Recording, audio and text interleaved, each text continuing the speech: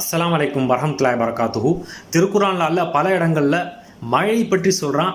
அதில் ஒரு இடத்துல குறிப்பிடும் பொழுது வ அன்சல்னா மினஸ் ஸமாஇ மாஅன் பிகதரின், நாமே வானத்திலிருந்து மழையை அளவோடு இறக்குகின்றோம். ஃபஸ்கன்னாஹு ஃபில் அர்ல், மேலும் அதை நாம் பூமியிலே தங்க வைக்கின்றோம். வ இன்னா அலா தாஹிபின் பிஹில காதிரூன், மேலும் அதை நாம் போக்குவதற்கும் ஆற்றல் பெற்றுள்ளோம் அப்படின்னு நல்லா சொல்கிறான்.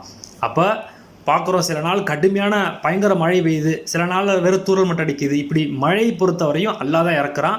அப்போ அந்த மாதிரியான சூழ்நிலையில் மழை அதிகமாக இருந்தாலும் சரி, குறைவாக இருந்தாலும் சரி, பூமியில் தங்கினாலும் சரி, நீரே பூமியை விட்டு பூமி வறண்டு போகிறதுக்கும் இறைவனோட இடத்துல தான் ஆற்றல் இருக்குது அப்படின்னு பொழுது அல்லாஹ் இடத்துல நம்ம கேட்டு நமக்கு எந்த அளவுக்கு தேவையோ அந்த மாதிரி நமக்கு பயனுள்ள தேவையான மழையை அல்லாஹ் இடத்துல கேட்கணும்.